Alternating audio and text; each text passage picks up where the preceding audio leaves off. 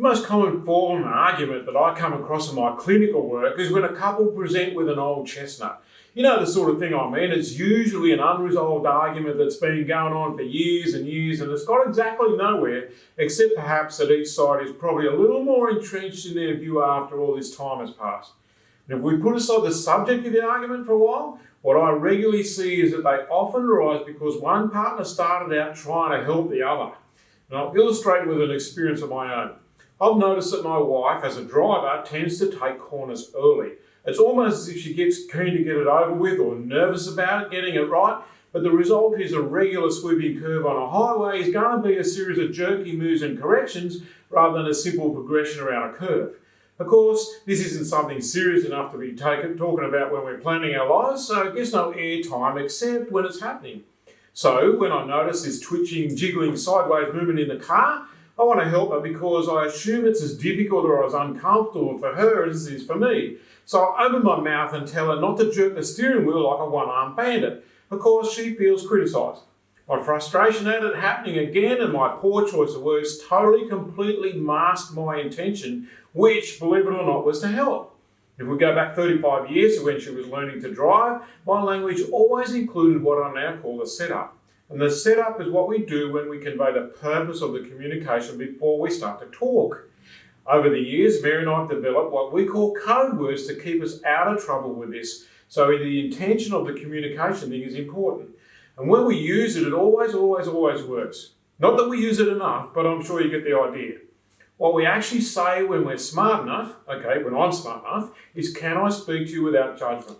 Roughly translated, what that means is I'm concerned that what I'm about to say might be interpreted as criticism, but I want you to know before I start, that's not my intention. I'm wanting to be constructive and helpful, so please interpret my words in that way. It's this declaration of the intention of the communication that makes it different. We're admitting that our words by themselves may not be enough to convey the message and the spirit in which the message is being employed. Intention transforms goals or targets from achievements into a much more powerful and meaningful mindset, and this superior approach creates far more satisfactory experiences for everyone. So imagine this. Mary and I are driving along in the countryside and I notice her jagging at the steering wheel and taking the curve in 3 separate straight lines. Instead of sighing in frustration that she's still at it and feeling discouraged that it's never going to change, I go for the intention instead of the goal. And I say, can I speak to you without judgment?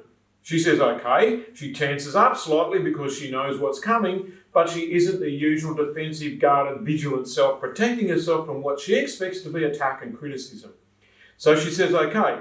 I go one step further with the declaration of the intention by saying, I really want to help you enjoy driving more, and I think I've got something that can do that. But I'm concerned that you hear me attacking you personally, and that's absolutely not what I'm wanting to do.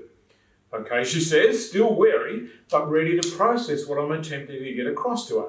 Now, if I keep my communication of techniques rather than emotions, we'll make it. So when I say I've noticed that you move the steering wheel in jerks and tugs, I'm keeping to what's happening instead of giving my warped and useless bias that I think it's because she's nervous, which is both irrelevant and also food for denial.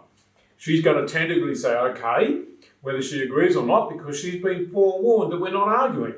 At that point, we can get to the point where what's eluded us so far, which is a recommendation that she try a bit of gentle pressure on the steering wheel and see what transpires in the curve. So the simple declaration of intention has totally transformed the conversation because it's given it a purpose that just isn't present when I'm complaining about being jerked around in my seat. What I'm recommending is that declaring your intention makes life work way better. What will move it up into the stratosphere is searching for the real intention of the people communicating with you and working with you. They're trying to help a lot more than you think if left to your own devices.